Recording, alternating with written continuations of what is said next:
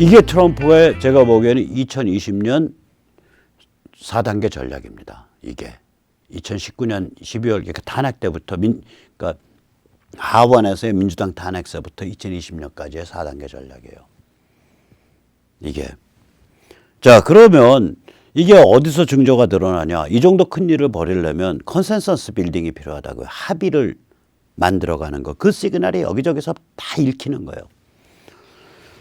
우선 첫째, 어제 트럼프 이제 바로 그러니까 오늘인가 벌써 오늘이 되네. 안보리 긴급 소집했잖아요. 그래서 북한의 ICBM 경고가 나서고 이거는 뉴욕 날짜 11일, 우리 날짜 12일에 열립니다. 그러니까 합의 구축인 거예요. 야, 쟤들 ICBM 지금 날리겠다고 동창리에서 불 떼고 난린데 야, 안보리에서 이건 긴급하게 이건 경고해야 된다. 중로 딱 끌어들여요.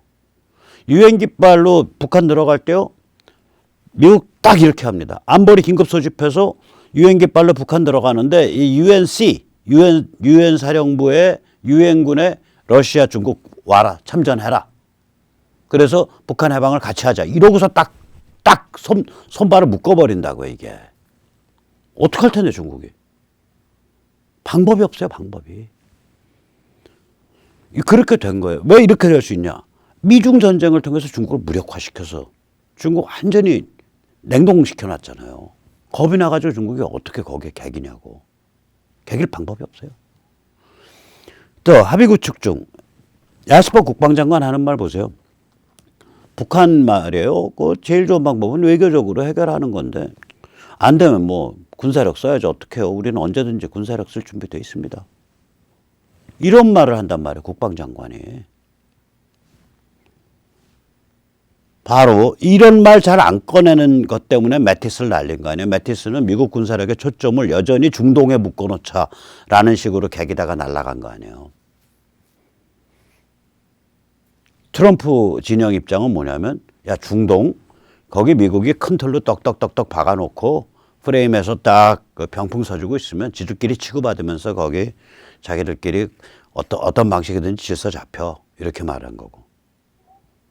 그 방식 먹혀 들어가서 결국은 시리아 쿠르드하고 터키하고 그 합의점이 도출된 거 아니에요.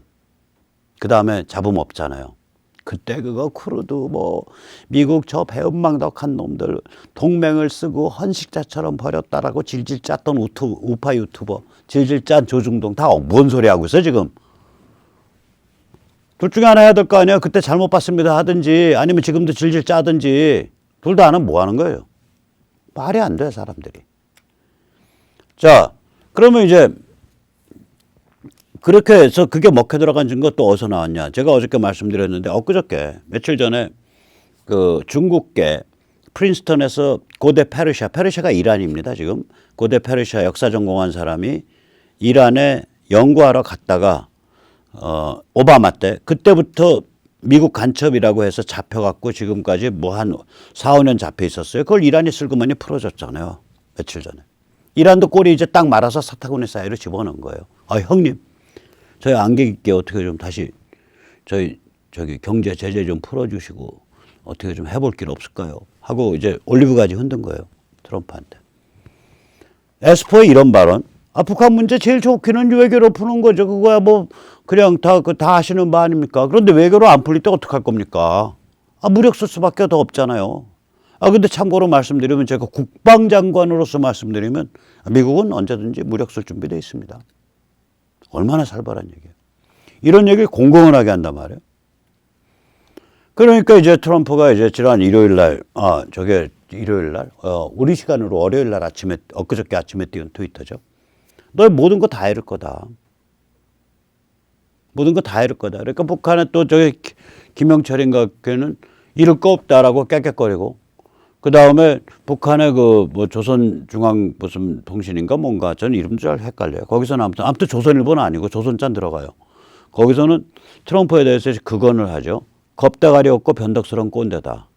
이거 이렇게 번역해야 됩니다. Heedless and erratic old man. 이런 식으로 트럼프 이제 공격을 하죠. 그러니까 가파르게 올라가는 거예요. 뿐만 아니죠. 그 트럼프 쪽에 대해서 이제 이 북한이 뭐라 그랬냐 트럼프에 대해서 야, 우리 그 필요하면은 그 무력 사용할 수 있어. 트럼프가 이제 2일 날이었나?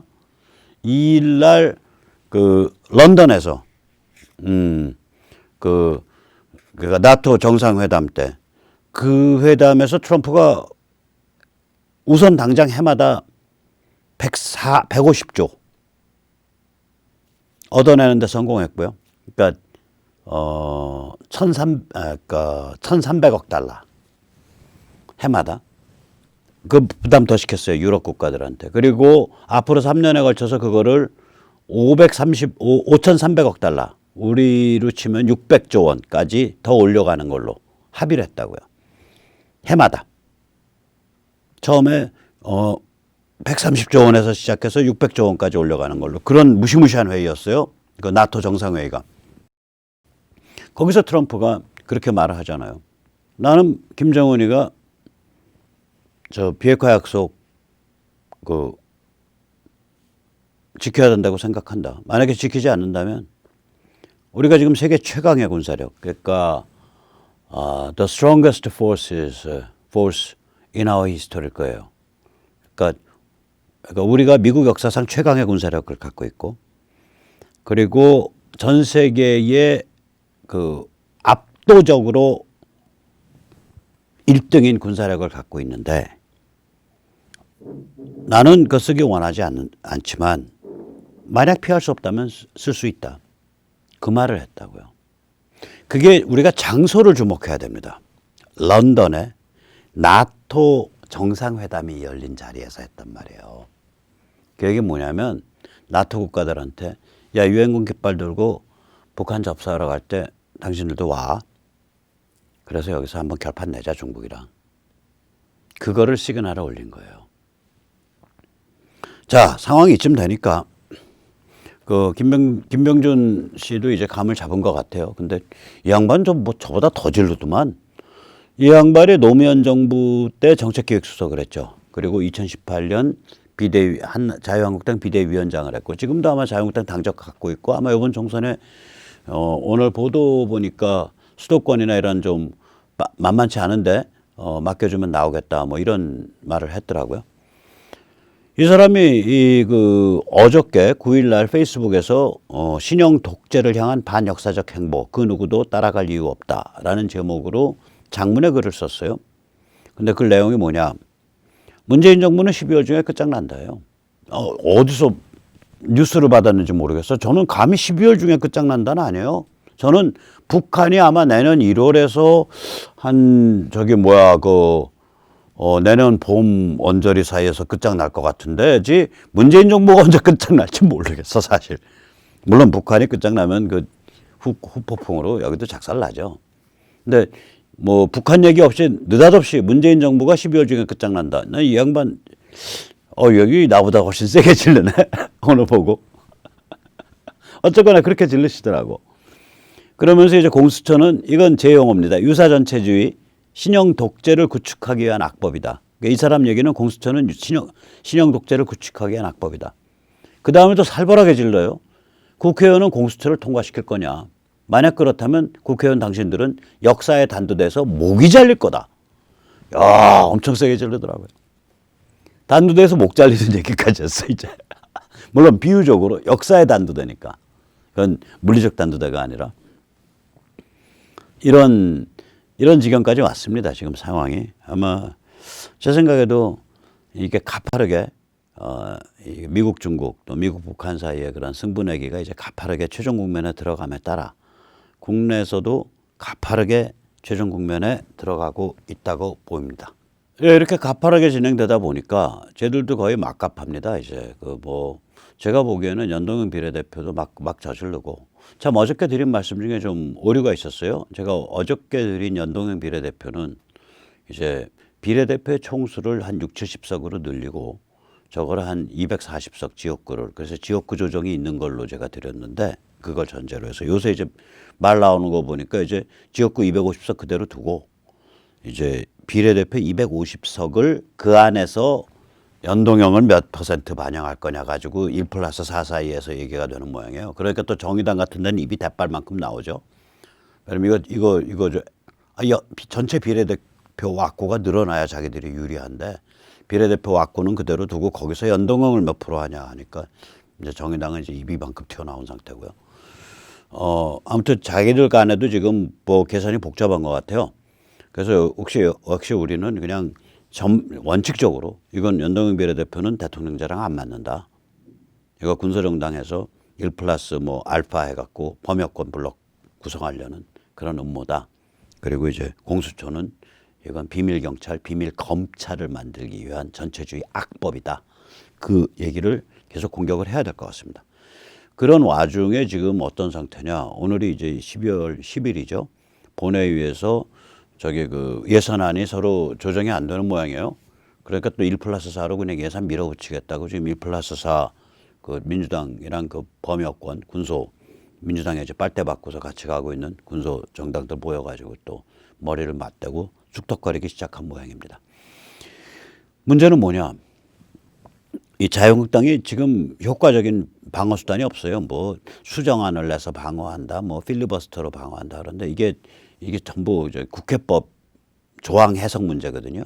전부 엉터리 해석한 겁니다. 실제 방어는 뭘 했어야 되냐면 실제 방어는 이제 예산안이 처음부터 심의될 때부터 시간을 질질 끌었어야 되고 그때 이제 모든 법안들에 대해서 시간을 질질 끌었어야 돼요. 근데 나경원이 그걸 전부 물꼬를 터졌다고요. 물꼬를 터주고 입으로만 반대한다 한 거예요. 그 이상한 사람이에요. 저는 거의 뭐 문재인 오팔리 집단의 간첩 아니냐 저 사람 그렇게 보고 있었는데 그래서 저희가 뭐를 해야 되냐면은 이제 최소한 뭐 공수처법 이거 통과되더라도 철폐 운동을 해야 되니까 지역구 의원들 방문하는 그 저희들의 역량을 키워야 돼요. 그래서 요번 주 이제 그 목금토 토요일 날은 오전만 여는 데가 있고 안 여는 데가 있습니다. 미리 전화하십시오. 지역구 의원 방문해서 인증샷 찍어서 올리기인데 이거 반드시 문자로 보내주셔야 되는 게 신청을 미리 하시고 저희가 그 방문할 때 쓰실 수 있는 키트를 속달 우편으로 보내드려요. 그러니까 자료랑 이거를 그래서 이 키트를 쓰셔서 방문을 좀 해주십사라는 부탁드리고요. 특히 저희 이선본 자유시민본부 같이 하시는 분들. 그 다음에 이제 공수처는 이건 계속해서 이제 우리가 투쟁을 해가야 되니까 하더라도 이건 철폐 운동을 해야 되니까 이 책자 100권에 10,000원 이 발송비 포함입니다. 10,000원이면 딱 제작비랑 발송비 딱 커버합니다. 그래서 책자 많이 뿌려주시고요. 벌써 한 5만 권 뿌렸어요. 이제 내일 다시 추가 5만 권 입고되니까 또 뿌리면 되죠. 그런데 이제 이런 모든 문제의 배경에 뭐가 있냐면 참 저희가 부끄러운 얘기인데 저희가 먹고 사느라고 바빠서 뭐 언론은 조중동에 맡겨놓으면 웬만큼 되겠지. 정치는 그 보수 정당이라고 하니까 거기 맡겨놓으면 웬만큼 되겠지 하고 신경을 안 쓰고 살았잖아요. 그런데 이거 자유민주주의 공화국을 유지하려면은 선거구에서 정치인들을 비판하고 견인을 해줘야 됩니다. 거기서 갈라줘야 돼요, 물을. 그래서 이제 저희가 보면 저희가 그걸 안 해왔단 말이에요. 그래서 국회의원들의 질이 선수가 거듭될수록 질이 저하되는 경향이 있어요. 지금 20대는 19대보다 못하고 19대는 18대보다 못하고 18대는 17대보다 못하고 국회의원들의 이 질의 저하 과정이 진행돼 왔습니다. 이 모든 원인은 국회의원들의 문제라기보다는 기본적으로 두 가지인데 저희가 이제 1980년대 후반 이후로 이 정신, 문화, 사상, 상징 이걸 다 손을 놔버린 거예요. 전부 풍요에 취해서.